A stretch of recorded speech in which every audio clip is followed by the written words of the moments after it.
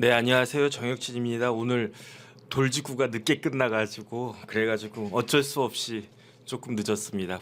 원래 돌직구가 한 11시 조금 넘어서 끝나는데 오늘은 지금 제가 막 달려온 게 35분, 지금 35분이네요. 제가 이렇게 늦어도 한 20분까지는 올 수 있는데 돌직구가 조금 더 늦었던 것 같습니다. 어쨌든 좀 늦어서 죄송하고요.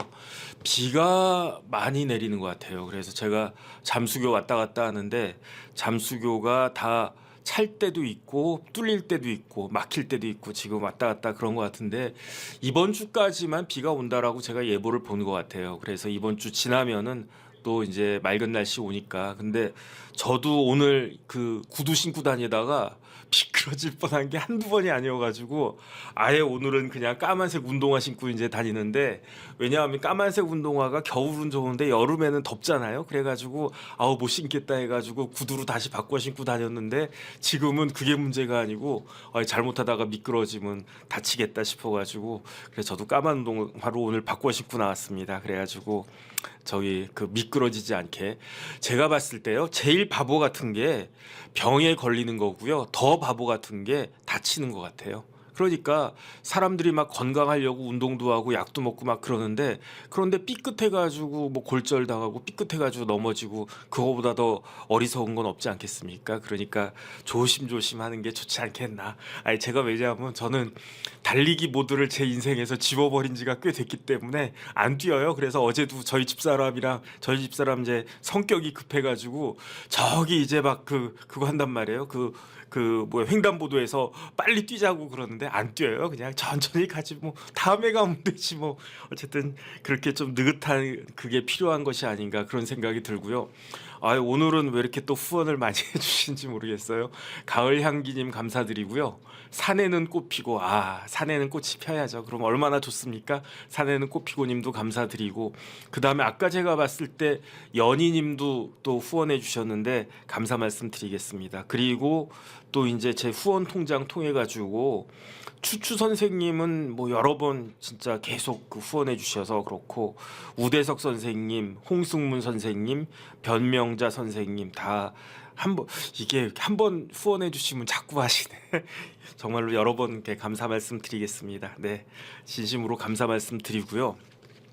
오늘은 사실은 뭘 하려고 했냐면 제가 윤상현 후보 이야기를 하려고 했었어요. 왜냐하면 윤상현 후보가 빅4잖아요. 빅4. 4명 중에 한 명이면 빅4인데 4강에 올라갔는데, 근데 너무 관심이 좀 없는 것 같아서. 근데 나름대로 윤상현 후보 이런저런 말씀드릴 그런 건덕지들이 이렇게 막 있고 해가지고 윤상현 후보님 말씀을 드려야지라고 생각을 했는데, 그런데 어제 갑자기 그냥 또 기사가 딱 뜬 게 대통령 영부인 김건희 여사가 드디어 검찰청에 이제 그 검찰청은 아니고 검찰에 소환돼서 조사를 받았다라고 하길래 이거는 제일 중요하다 그런 생각이 들고요. 그 다음에 수사는 재량권이 누구한테 있는가? 수사기관한테 있는 거예요. 조사의 방법은 세 가지가 있습니다. 첫 번째, 서면 조사. 두 번째, 지금과 같이 제3의 장소에서 하는 조사. 그 다음에 마지막으로 그 검찰청에 불러와가지고 전화 오거든요. 그 정혁진 씨죠? 그러면서 그 저기 뭐 언제까지 이렇게 뭐 무슨 사건 있으니까 조사 받으러 나오세요. 그러면 그 전화 받으면 확 쫄리고 그러는데, 어쨌든 그렇게 대개는 진짜 요번에 조국 후보가 99.9% 얻었다면서요. 그 조국 후보가 99.9% 얻은 만큼은 안 되지만 99% 정도는, 최소한 95% 이상은 검찰청에서 그거 하신다. 그 조사를 갖다가 받는다. 그러니까 저 같은 사람은 옆에 피의자들 또는 참고인들 조사 받을 때 옆에 가가지고 배석해서 참여해가지고 그러면서 이제 이야기를 갖다가 꾸벅꾸벅 들어주고 그런 거 아니겠습니까? 그런데 어쨌든 영부인은 제3의 장소, 거기가 어디다? 창성동이다. 창성동 어디다? 경호처 관련된 시설이다. 대충 어딘지 알겠어요. 제가 그 국방부 있을 때 그때 청와대 그때 안가 있었거든요. 지금은 모르겠는데 안가에서 뭐 국방비서관이랑도 회의해 보고 그래가지고 대충 뭐 어디쯤인가 보다 그거는 이제 알겠는데, 이제 그런 부분들에 대해서 말씀을 드리고, 그 다음에 또 목란꽃님도 또 후원해 주셔가지고 감사 말씀드리겠습니다. 뭐 비가 내려서 그런가 오늘은 이제 꽃들이 많이 이렇게 막 만발하고 있네요. 어쨌든 나이 드니까 꽃이 좋더라고요. 그래서 오늘은 영부인들에 대해서 영부인의 검찰 조사에 대해서 말씀드리고 시작을 어떻게 할까 그 풀로 짜는 게 또 그게 일이지 않습니까? 주제 짜고 풀로 짜고 어떻게 할 거냐면 영부인들이 어떤 분이 있었나 쭉 말씀드리고 그 다음에 지금 영부인이 김건희 여사니까 김건희 여사는 어떤 분이었는지 대충 아시더라도 한번 제가 좀 정리해봤고 그리고 난 다음에 요번에 조사가 된 것이 어떤 의미가 있는가 그 다음에 여기에다가 플러스 알파로 지금 검찰총장이 이원석인데 이원석 총장이 이 수사 방식에 대해서 불만이 많은 것 같다.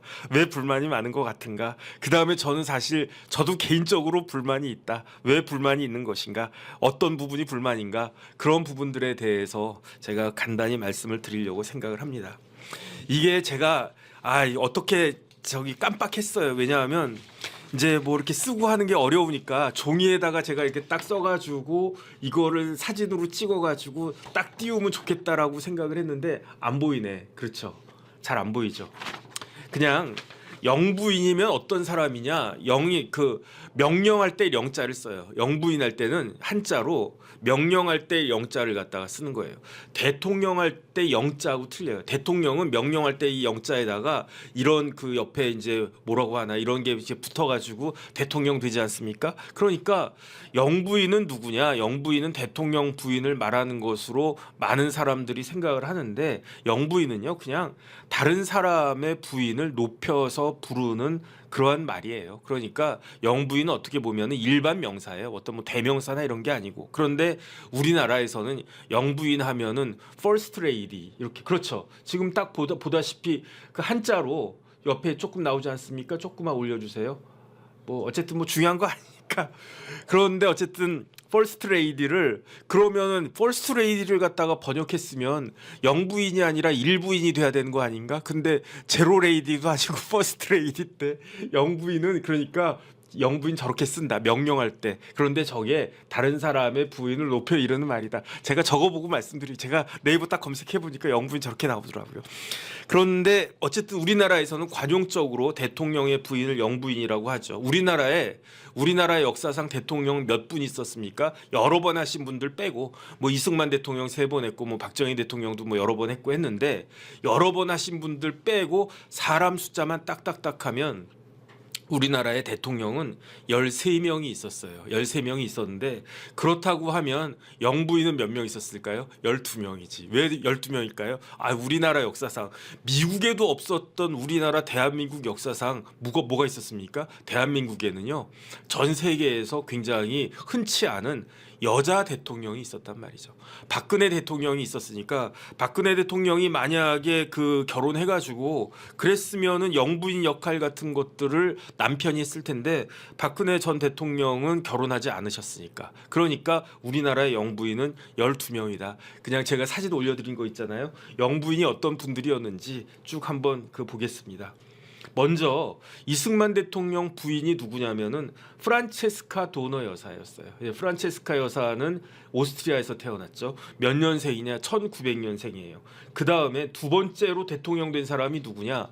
그 다음에 이승만 대통령이 4.19로 해가지고 하야하고 그 다음에 대통령 되신 분이 윤보선 아니겠습니까? 윤보선이라고 잠깐 대통령 했는데 윤보선 대통령의 부인이 공덕귀, 덕자 귀자, 덕도 있고 귀하게 생긴 분이네. 어쨌든 공덕귀 여사가 1911년생인데 97년에 돌아가셨네요.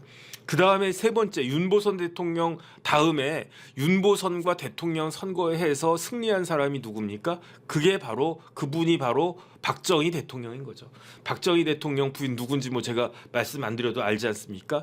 유경수 여사예요. 유경수 여사는 1925년생인데 언제 돌아가셨습니까? 1974년에 돌아가셨어요. 그러니까 만 48년하고 몇 개월 더 사시고 돌아가셨는데 한국 나이로 따지면 딱 50살 때 돌아가신 거예요. 그런데 이건 뭐냐면은 프란체스카 여사는 1900년생인데 92년까지 사셨어요. 92살, 92세까지 사셨고 공덕귀 여사도 11년부터 97년까지니까 86세까지 사셨고 그 다음에 이제 뭐 유경수 여사 보셨으니까 그 다음에 최규하 대통령 그 11.6 이후에 저분이 홍기 유일하게 외자예요. 영부인 중에 외자이신 분은 저분밖에 없어. 홍기 여사인데 뭐 잘 기억도 안 나시죠? 저도 그냥 뭐 긴가민가해요. 근데 이제 홍기 여사도 장수하셔가지고 1916년생이신데 2004년까지 사셨고 그 다음에 이제 최규하 다음으로 대통령 되신 분이 누굽니까? 전두환 대통령. 전두환 대통령 영부인 누군지는 뭐 말씀 안 해도 아시겠죠. 저 때는 그래도 저희 미인이셨네. 이순자 여사님이 1939년생인데 아직까지 계시고 그 다음 영부인이 누구냐? 노태우 대통령 부인, 지금 노소영 관장의 어머니, 그 다음에 뭐 이런저런 이야기 많이 나오고 있죠. 노소영 관장의 어머니 김옥숙 여사가 이순자 여사는 39년생인데, 그러니까 노태우 대통령하고 전두환 대통령 육사 동기지 않습니까? 그런데 사모님들은 나이 차이가 있네. 김옥숙 여사가 35년생이고 그 다음에 이순자 여사는 39년생이에요. 그러니까 이순자 여사가 4살이나 미치다 이렇게 보면 될 수 있을 것 같고, 김옥숙 여사님도 아직까지 뭐 이렇게 건강하신 것 같습니다. 그 다음 이제 손명순 여사가 김영삼 대통령 부인인데, 손명순 여사가 1929년생인데 올해 돌아가셨어요. 2024년에 3월 7일 날 돌아가셨습니다. 그 다음에 이제 YS 다음 누굽니까? DJ잖아요. DJ 대통령의 영부인은 이희호 여사, 22년생이신데 2019년까지 사셨으니까 거의 막 기본이, 우리나라 영부인들은요 거의 막 100세 가까이 사셨어요. 다 80세는 기본적으로 넘으시는 것 같고, 이희호 여사도 뭐 거의 90 넘어서 사셨고, 그 다음에 이제 DJ 다음에 누구였습니까? 노무현 대통령. 노무현 대통령 사모님은 권양숙 여사. 그 다음은 누굽니까? 48년생이고요. 그 다음 이제 MB지 않습니까? 이명박 대통령 사모님이 김윤옥 여사, 1947년생. 그 다음에 갑자기 나이가 조금 뛰어요. 그래가지고 김정숙 여사가 문재인 대통령 부인인데 1954년생이시고 뭐 고우시네.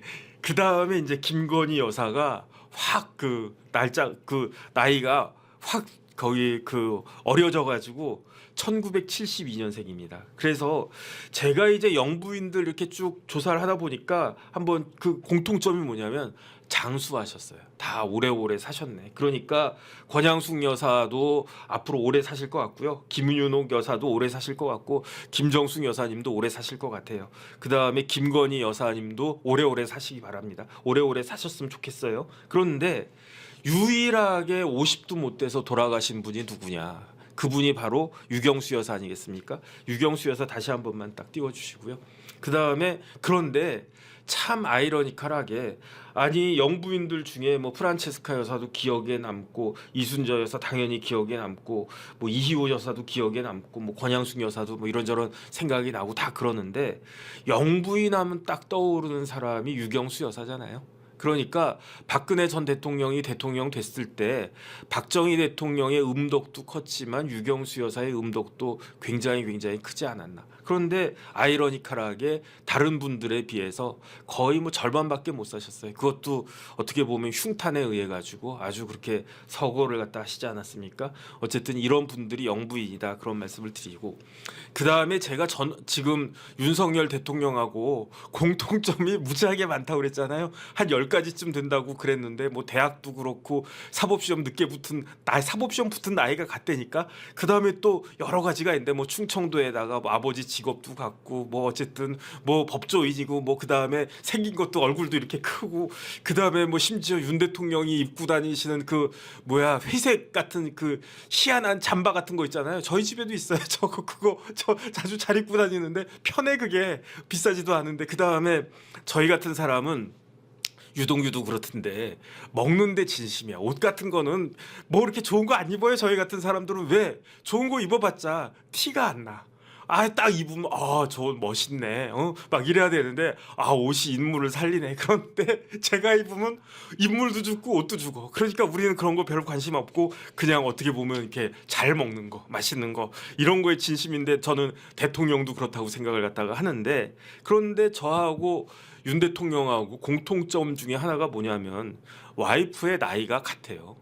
우리 집사람도 72년생, 김건희 여사님도 72년생. 그래서 나이가 같다. 이렇게 뭐 견강구 이렇게 막 그 해가지고 이것저것 따져보니까 한 10가지쯤 되는 것 같은데 어쨌든 그러한 김건희 여사가 1972년생인데 저희 집사람하고 나이도 같은데 영부인이 되셨어요. 그 다음에 한 가지만 말씀드리면요.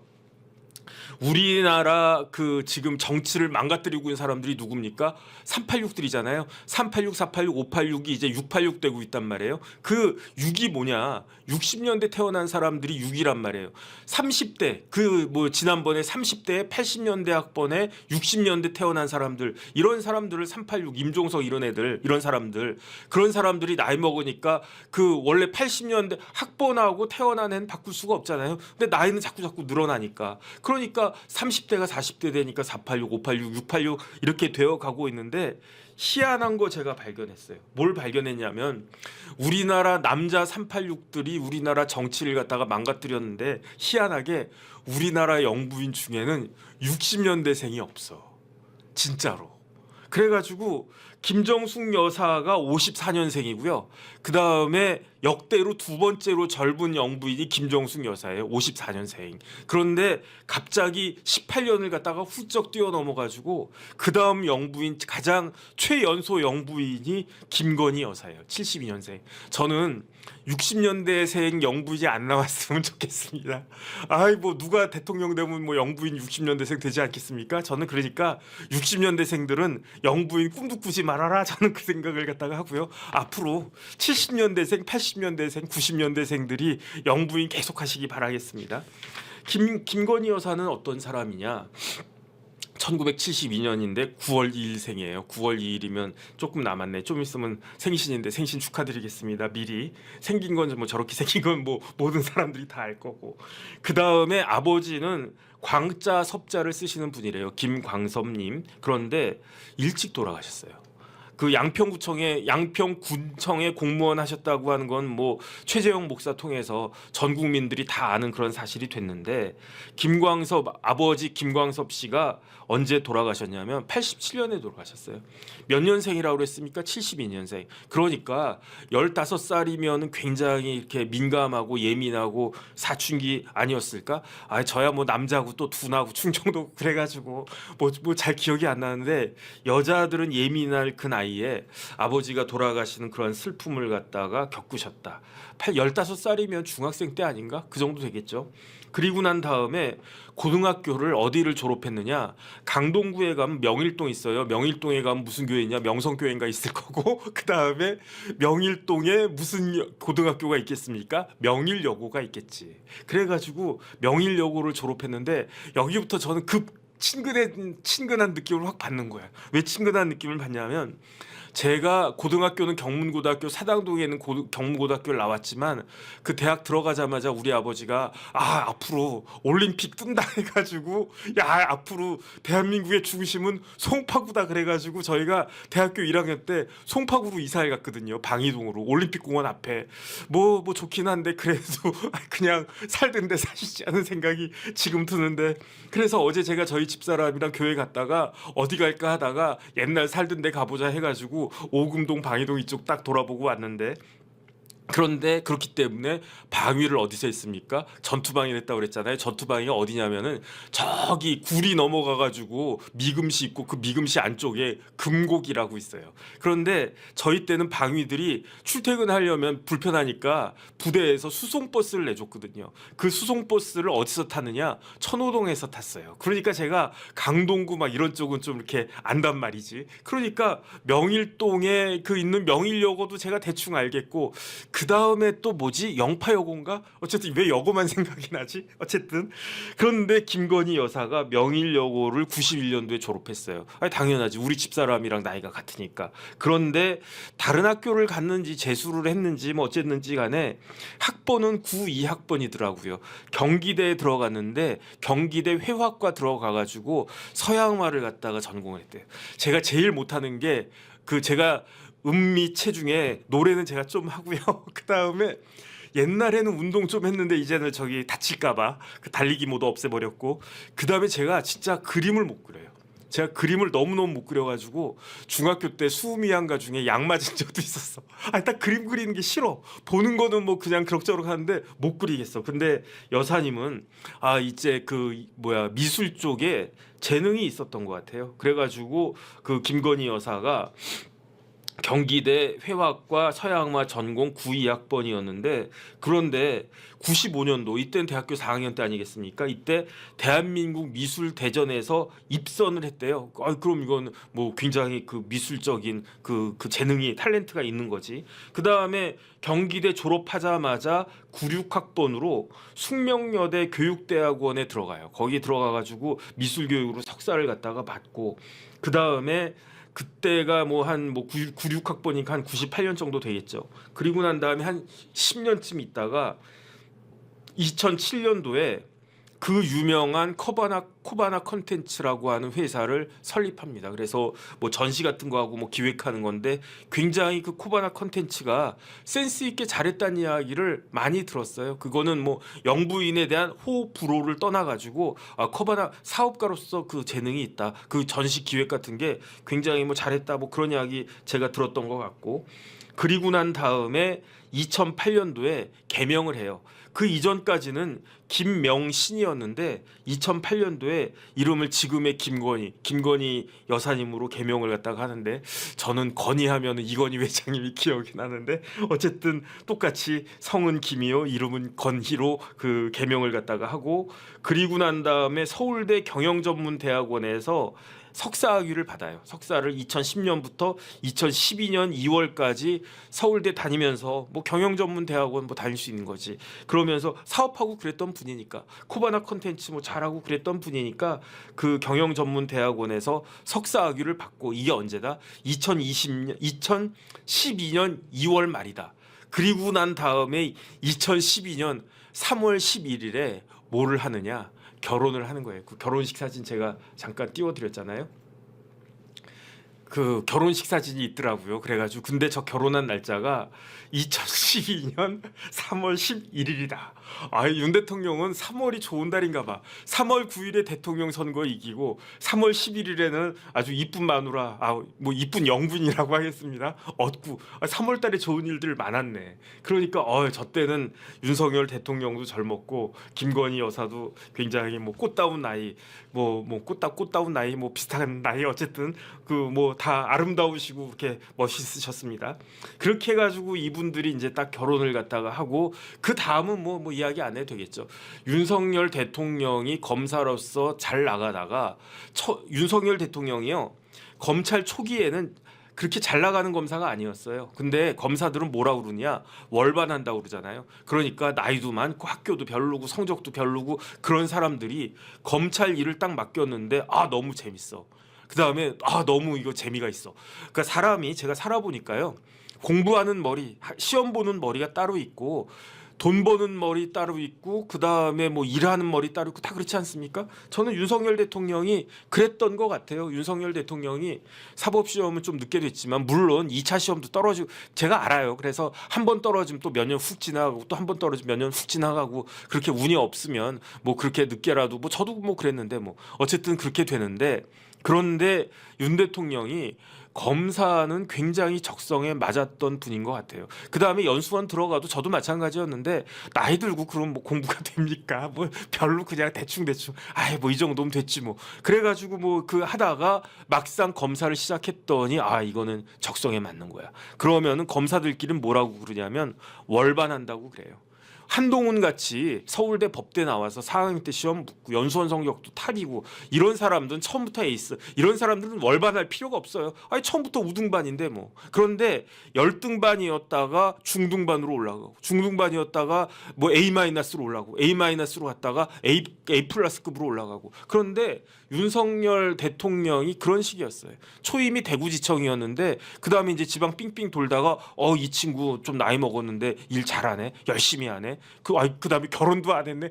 결혼 안 했으니까 뭐 했겠습니까? 일만 했겠지. 더군다나 일이 얼마나 재밌어. 그다음에 또 일만 했겠습니까? 끝난 다음에 수사관들, 경찰들 불러가지고 또 격려도 하고 같이 소주도 마시고 같이 뭐 순댓국도 먹고 같이 그냥 뭐 그런 거 멸치에다가 멸치 대가리 분질러 가지고 그걸로 맥주도 마시고 뭐 그랬겠지. 그러니까 따르는 사람들도 많았고 그래가지고 윤석열 대통령이 잘 나갔어요. 잘 나간 게 어떻게 잘 나갔습니까?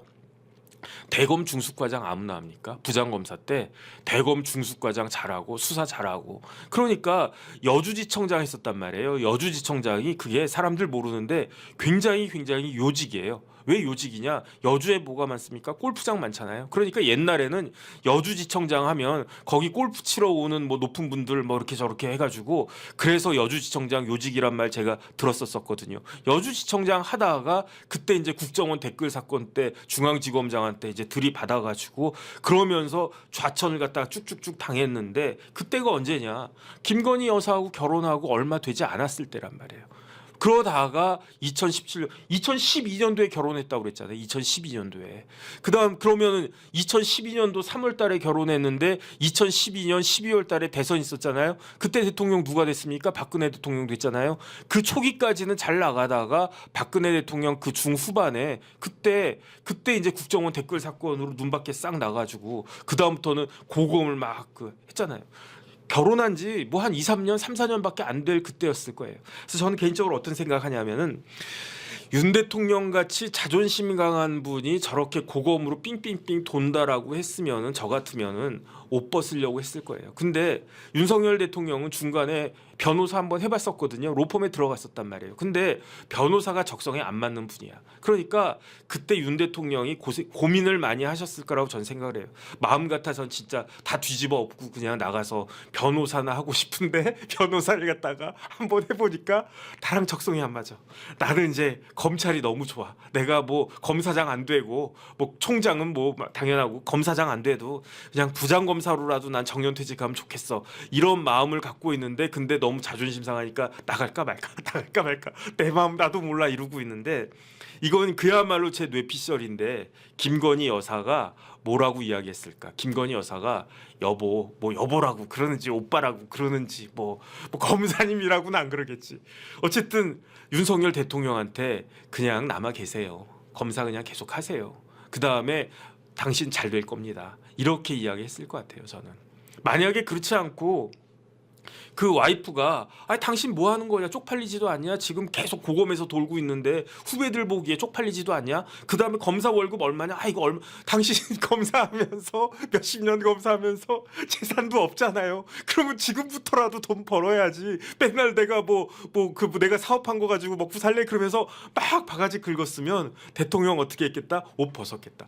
변호사하면 그 다음에 어쨌든 전관이잖아요. 뭐 부장검사 출신에 그러면은 뭐 지금 이종근 변호사 돈 버는 거 보세요. 그러면은 옛날엔 전관 예우가 지금보다 훨씬 더 심했는데 그러면 윤석열 대통령 또 다른 후배들 많고 그러니까 윤석열 대통령 그때 로펌에 들어갔을 때는 조금 뭐 이렇게 검사 뭐 한 10년 정도 하고 나왔을 때지만 지금은 잘 나가던 검사하던 그런 때였으니까 딱 개업했으면 제가 봤을 때 이종근만큼 못해도 상당히 많이 벌었을 것 같은데 그러면 와이프 입장에서는 나가서 돈 벌어 오라고 막 그러지 않았겠습니까? 그런데 김건희 여사는 안 그랬던 것 같아요.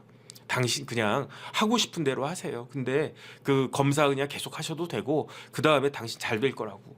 우리 마누라도 맨날 그러거든. 예컨대 제가 오늘 방송하잖아요. 그러면 어떨 때는 말이 그냥 술술 나올 때도 있고 어떨 때는 이렇게 하기가 싫자 뭐 이게 내가 왜 말이 이렇게 나오냐 그러면 제가 물어보잖아요. 우리 마누라한테 내 거 한 거 봤어 안 봤어 그러면 봤대. 안 봤어도 봤대. 그 다음에 본 다음에 어땠어 그러면 뭐 좋았대. 따봉이래 뭐 따봉. 근데 안 보고도 따봉이래. 그냥 무조건 그냥 보지도 않고 굿샷이래.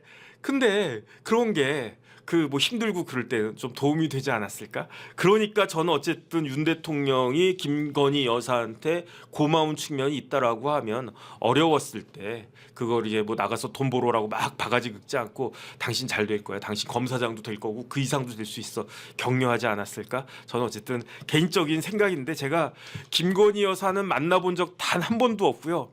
그다음에 윤석열 대통령은 제가 딱 한 번 봤어요. 만난 게 아니고 딱 한 번 봤어요. 그 서초동에 어떤 그 음식점에 불고기집에 딱 갔더니 거기 윤석열 검사가 딱 왔더라고. 그때가 언제냐? 좌천 당할 때. 좌천 당해서 어디 가라? 뭐 부산고검, 뭐 대구고검 가라 어디 가라 그럴 때 그때 딱 봤더니 그 윤석열 검사가 부장검사가 저기 앉아 계시네. 근데 속으로는 좀 안 됐다 그 생각을 했던 기억이 나고 김건희 여사는 한 번도 본 적이 없는데 제 개인적인 뇌피 시절로 제가 소설을 쓴다라고 하면 이런 일이 있지 않았을까 그 생각이 들고요. 그다음 혹시 아니었다라 그러면 말씀해 주세요. 그다음에 아니면 긴 줄 알겠습니다. 김건희 여사가 그 지금 검찰 조사를 받았잖아요. 그런데 이거는 상당한 의미가 있는 겁니다. 왜 상당한 의미가 있느냐? 김건희 여사가 잠깐만 그거 좀 띄워주세요. 제가 말씀드린 동안에 이성윤하고 정청래 그 신문 기사 있잖아요. 그거 제가 보낸 거 있을 텐데 혹시 그 찾으셨으면 그거 띄워주시는데 김건희 여사를 검찰에서 드디어 불렀어요. 드디어 불렀는데 저는 나름대로 의미가 있다라고 생각을 갖다가 합니다. 왜 의미가 있느냐? 김건희 여사에 대한 검찰 소환 조사가 없었어요. 언제? 문재인 대통령 때. 저는 그게 상당히 의미가 있다고 생각을 하는 거거든요. 왜 그러느냐? 그때 그 윤석열 검찰총장이 직전 보직이 뭐였습니까? 그게 그 서울중앙지방검사장이었어요. 그런데 윤석열 검찰총장 올리고 난 다음에 중앙지검에 검사장으로 임명된 사람이 누굽니까? 그 사람이 바로 이성윤 의원이잖아요. 그런데 지난번에 청문회 할 때 자기들끼리 거의 자폭을 갖다가 했어. 무슨 내용입니까? 정청래 그 법사위원장이 법사위원인 이성윤 국회의원한테 뭐라고 이야기했습니까? 뭐라고 이야기했냐면은 김건희 여사 그 수사 좀 중앙지검장 할 때 똑바로 했었어야지. 도대체 뭐 한 거냐 이런 식으로 이야기하지 않았습니까? 그러니까 이제 이성윤 의원이 뭐라고 이야기했냐면 그게 쉬운 줄 알아 막 이렇게 이야기하면서 당신은 만주 변호사니까 잘 모르지 검사들이 그게 쉬운 줄 알아? 그게 뭐가 쉽지 않은데 그게 뭐가 쉽지 않냐면은. 그때 윤석열이 검찰총장이었단 말이야. 검찰총장 부인을 부르는 게 쉬운 줄 알아? 그런데 현직 검찰총장의 부인을 부르는 게 쉽습니까? 현직 대통령의 부인, 이른바 영부인을 부르는 게 쉽습니까? 그러니까 제가 봤을 때 민주당은 문 대통령은 이성윤 검사장은 자기가 저거예요. 이성윤 향해 도이치모터 수사 왜 이 모양이냐? 왜 이 모양이 무슨 말입니까? 왜 김건희도 소환 조사 못하고 그러느냐? 그 이야기였잖아요. 그러니까 이성윤이 뭐라고 해명을 합니까? 검찰총장이 윤석열이었다. 그래서 내가 못했다. 그런데 지금 어떻습니까? 윤석열 검찰총장이 뭐 변호사입니까? 그 변호사 됐으니까 이제는 부를 수 있다. 뭐 이겁니까? 아니잖아요. 그러니까 어쨌든지 간에 제 개인적인 생각은 뭐냐면은 검찰이 현직 대통령의 영부인을 부른 거는 그거는 상당히 그 의미가 있는 거다. 저는 그런 생각이 들어요. 최소한 지난번 문재인 정권보다는 낫다 그런 생각을 갖다가 하는 거죠. 그런데 도이치모터스 사건 어떻게 될까요? 제가 봤을 때 정청래가 이성윤한테 도이치모터스 수사 왜 이 모양이냐라고 한 이야기는 뭐냐면은 다 알고 있다는 이야기 아니겠습니까? 저거는 무혐의 나올 수밖에 없어요. 제가 봤을 때 지금 같은 상황에서 영부인에 대해서 뭐 혐의를 갖다 인정해가지고 뭐 기소를 갖다가 한다, 뭐 그렇게 할 수도 있겠죠. 그런데 제 개인적인 생각은 지금까지 쭉 왔던 것들을 갖다가 보면은 그 도이치모터스 수사는 결국은 무혐의 불기소로 나올 수밖에 없다. 그 다음에 그저께 그 토요일날 그 조사받았다고 그랬죠. 그때 그 조사받은 내용이 두 가지였는데 그 중에 하나는 뭐였습니까? 그 중에 하나는 그 명품 디올, 그 크리스찬 디올이 명품인가? 명품의 기준이 뭔지 모르겠는데 뭐 어쨌든 비싸니까 비싼 백이죠. 어쨌든 그 디올백 받은 건데 이거는 김영란법, 이른바 김영란법이라고 하는 부정청탁 금지법에 따를 때 이때는 처벌 규정이 없으니까, 그러니까 어찌 됐든지 간에 제 생각에는 뭐 이거는 뭐 제 생각이 아니고 그 명품백 관련해 가지고는요 100% 불기소예요. 이건 기소할 수가 없는 거예요. 기소하면 이상한 거지. 그러니까 제 생각에는 검찰에 이제 조사를 갖다가 했고 피의자니까 수사 받은 거예요. 수사를 갖다가 했고 결국은 어떻게 된다? 둘 다 무혐의로 불기소가 나올 것이다. 그런데 저는 개인적으로는 굉장히 아쉽다는 생각을 합니다. 왜 아쉽다는 생각을 하냐면 결과는 뻔하단 말이에요. 이 결과가 뻔하다라고 하는 거는 민주당도 알아요. 일반 국민들도 다 알아요. 그 대통령을 지지하는 국민뿐만 아니라 대통령을 지지하지 않는 국민들도 이성적으로 상식적으로 생각해 보면 그러면은 김건희 여사가 불기소해가지고 무혐의가 나올 거라고 하는 걸 다 안단 말이죠. 그렇기 때문에 저는 뭐가 중요하다고 생각하느냐? 결과는 만약에 지금 검찰에서 김건희 여사 도이치모터스 관련해가지고 기소를 한다? 그럼 이야기는 달라질 것 같은데 기소하지 못하고 불기소 처분을 한다? 모든 사람이 그렇게 생각하고 있지 않습니까? 저부터도 그렇게 생각을 갖다가 하고 있는데 그런데 그렇다라고 하면 절차가 중요한 거 아니었나? 형식이 중요한 거 아니었나? 저는 그런 생각이 들어요. 그러니까 이왕 그 영부인이 조사받는 거 그냥 그 검찰총장의 이야기대로 검찰청 뭐 포토라인에 쓰든 뭐 어쨌든 해가지고 그러면서 이제 꾸벅 인사하고 그 다음에 이런저런 그 무리를 뭐 그 해가지고 굉장히 유감입니다. 뭐 어쨌든 뭐 조사 잘 받겠습니다. 이렇게 한번 하고 나오는 거 하고 그냥 그 나중에 그 언론 통해 가지고 저기 뭐 그 창성동에 가면 대통령 경호처 옛날에는 그 용산이 아니라 그 대통령 청와대가 있었으니까 청와대 그 경호하느라고 창성동에 그 청와대 근처에 그 경호처 집 그 건물이 있었던 거거든요. 거기서 조사받았다. 이거는 조금 다르지 않나? 저는 그런 부분들이 굉장히 아쉽다라는 그런 생각이 듭니다. 그래가지고 그 다음에 사실은 이재명 대표 어떻게 했습니까? 이재명 대표는 심지어 단식까지 하고 그냥 수염 이만큼 기르고 그냥 불쌍한 표정 다 짓고 그 다음에 뭐 심지어 뭐 언론 통해 가지고 그 나오는 게 영장 실질 심사할 때 울먹울먹 했다. 뭐 어쨌든 뭐 그런 이야기도 있지 않았습니까? 그런데 그런 부분들이 사실은 동정표를 갖다가 얻는 거잖아요. 그 사람의 마음을 얻는 게 유권자들의 마음을 사는 게 얻는 게 그게 정치 아닌가? 저는 그런 생각이 들어가지고요. 그래서 저는 그냥 웬만했으면은 김건희 여사가 그냥 검찰청 가가지고 거기서 이제 조사받고 그런 다음에 이제 무혐의 받고 그 다음에 봐라 영부인이 이 정도까지 했고 이 정도까지 어떻게 보면 망신 당했는데 그런데 여기에 대해서 더 그거 갖다가 총질을 갖다가 하느냐 참 양심도 없냐 뭐 이런 식으로 이야기를 갖다가 하는 게 그랬으면은 야당의 공세를 더군다나 지금이 극단적인 여소야대 상황에서 모양이 더 좋지 않았을까? 저는 개인적인 그런 아쉬움이 있고요. 그 다음에 이제 더군다나 지금 이 와중에 총장이 뭐 패싱됐니 말았느니 뭐 이런 이야기까지 나오는 걸 갖다가 보니까 이러니까 이런 부분들에 대해서 물론 저기 영부인도 그 다음에 그 검찰청 나가기 싫었겠지. 그 다음에 중앙지검의 검사장부터 부장 검사들도 영부인 검찰청으로 소환하는 게 부담이 됐겠지. 그렇다고 하더라도 제 개인적인 생각은 그냥 일반적인 모습들을 보통 평민 뭐 아까 그 노태우 대통령 뭐 얼굴 나왔지만은 뭐 위대한 보통 사람들인가 뭐 그랬었잖아요. 그냥 그런 모습을 보여줬으면은 더 낫지 않았을까라고 하는 게 제 개인적인 아쉬움이다. 제 개인적인 아쉬움이고 이번에 이참에 여러 가지 그 타이밍이 딱 좋았단 말이죠.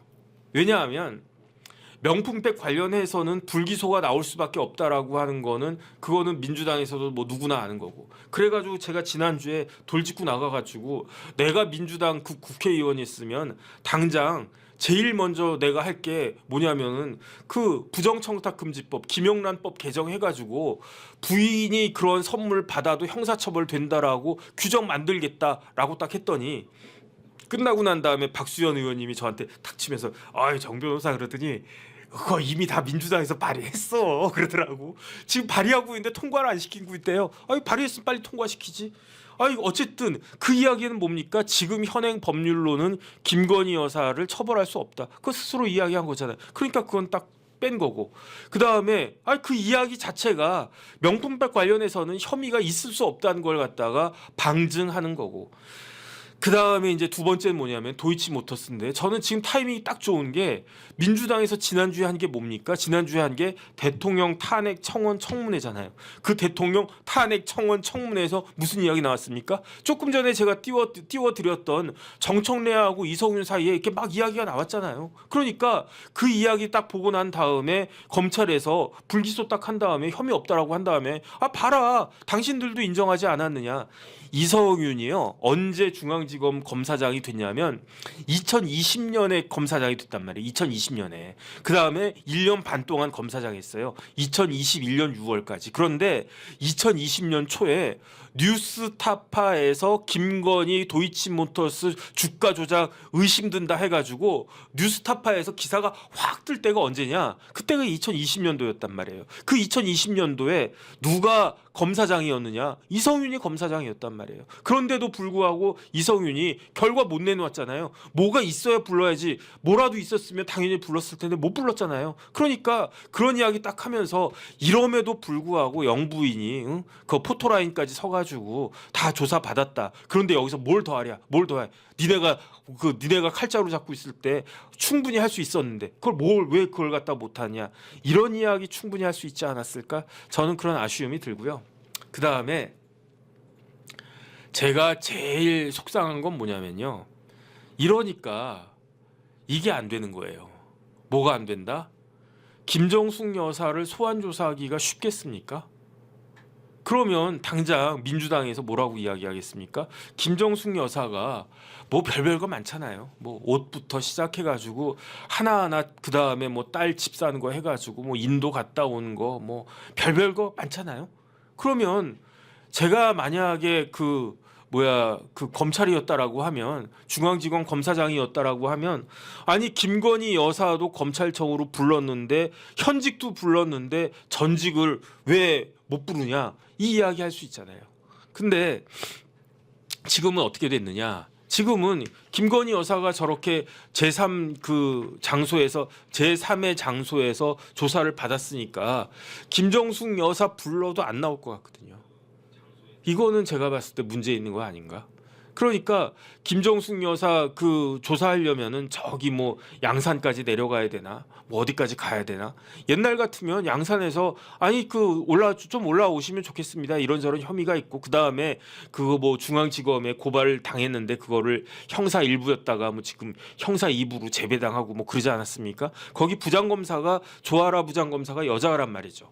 그러니까 이런 거 저런 거 다 해가지고 지금 수사 준비를 갖다가 다 끝낸 걸로 보이는데 그러면은 김정숙 여사 소환 통보했다라고 그 이야기를 갖다가 하면 또 그 기사화되지 않겠습니까? 그러면은 김정숙 여사 근데 난 안 가겠다 이렇게 하겠죠. 뭐 그러면 전용기 보내달라 뭐 이럴 겁니까? 뭐 전용 헬기를 보내줘야 되나? 뭐 그러면 뭐 그런 것들을 갖다가 그 충분히 그 명분을 삼을 수 있지 않았을까? 저는 뭐 그런 생각이 드는데. 제 개인적인 생각으로는 뭐 제 생각에는 그 검찰에서 그렇게 그 한 것 같다 그냥 그런 생각이 들고요. 이 부분에 대해서는 제가 뭐라고 말씀 못 드리겠습니다. 왜냐하면은 수사의 주체는 검찰이니까 수사의 주체는 수사기관이니까 수사기관에서 이런 방식을 택했다라고 하니까 그거는 뭐 잘 모르겠고 그 다음에 이제 이원석 총장 관련해 가지고 그 이원석 총장이 어떻게 할까? 저는 좀 앞으로 어떻게 할까? 그 부분에 대해서 간단하게 말씀드리고 끝내도록 하겠습니다. 잠깐 내가 적어놓은 게 있는데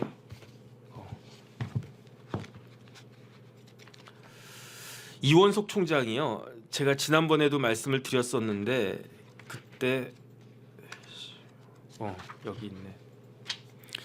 첫 번째 이원석 총장은요. 그 윤석열 대통령하고 그 인연이 굉장히 깊어요. 왜 깊으냐면은 뭐 한동훈 지금 후보만큼은 아니어도 비슷해요. 그래서 2005년도에 윤석열 당시 선배하고 함께 이학수 그 삼성의 그 비서실장이었던 이학수 그다음에 홍석현 회장 이런 분들을 그 에버랜드 전환 사채건, 뭐 삼성 엑스파일 건 이런 것들이 있었단 말이에요. 그게 시간 빠르네. 엊그제 같은데 2005년도면은 제가 아마 삼성 그만두고 나서 얼마 안 됐을 때였던 것 같은데 그 수사를 갖다가 했었고 2006년도에는 이게 이제 디벨롭이 돼가지고 삼성 비자금 특검이 만들어졌는데 그때 이 특검팀에 윤석열 대통령하고 이원석 검찰총장이 같이 있었어요.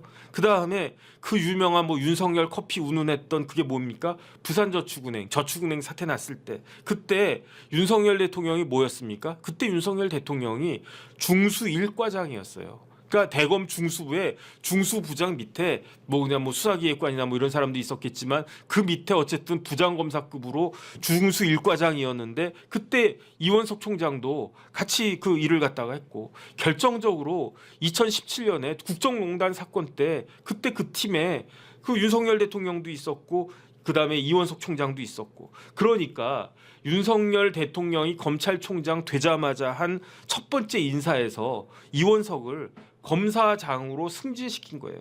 그것도 그 검사장 그 대검의 기조부장으로 쫙 승진을 시켰고 그 다음에 2022년 5월 딱 돼가지고 그리고 난 다음에 이원석 그 총장이 그 2019년 7월 31일에 윤석열 당시 검찰총장의 첫 번째 인사로 검사장으로 승진한 다음에 그런 다음에 어떻게 됐습니까? 그 다음에는 물 먹었지. 그 다음에 이제 윤석열 검찰총장이 식물총장이 되면서 수원 고등의 차장으로 그 물 먹고 그 다음에 이제 제주지검장으로 다시 내려갔다가 그러다가 윤석열 대통령이 대통령에 임명이 되니까 그러니까 대통령이 취임하니까 그때 윤석열 대통령이 그 이원석 총장을 대검 차장 시켰잖아요. 그런데 그때 대검 차장 그 대검에는 차장은 있었는데 총장이 없었어. 그때 총장이 누구였습니까? 김호수 검찰총장이었는데 김호수 검찰총장이 검수완박 막 이런 것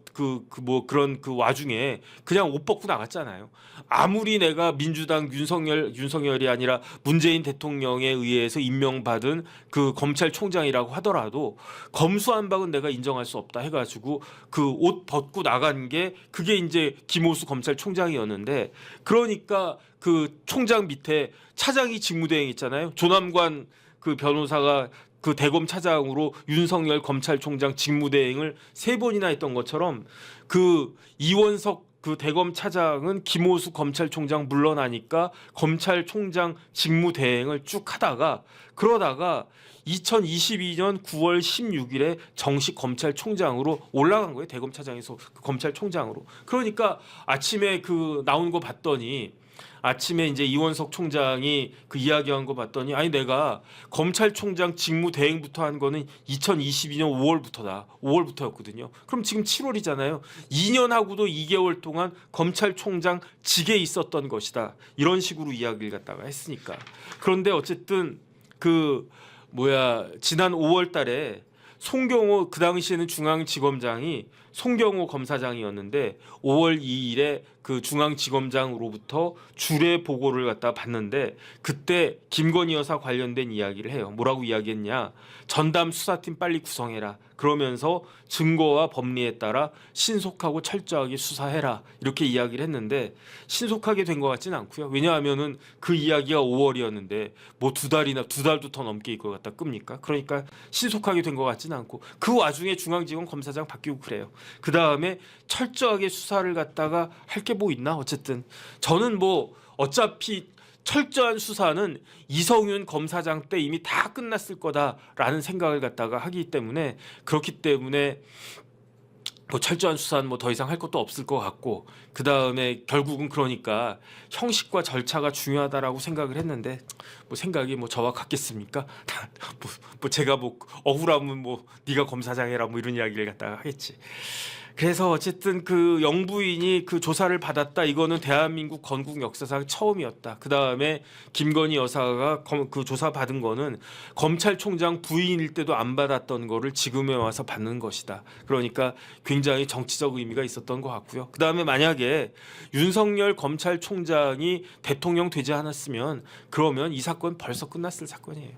벌써 무혐의로 그냥 혐의 없음으로 종결됐을 사건이에요. 그런데 그 대통령이 그 되니까 그러니까 정치 공세를 갖다가 하느라고 그 대통령을 갖다가 공격해야 되고 또 영부인 공격해야 되고 이래야지 이제 정치적으로 의미가 있으니까 이런 것들이다. 저는 어쨌든 그런 생각이 들고요.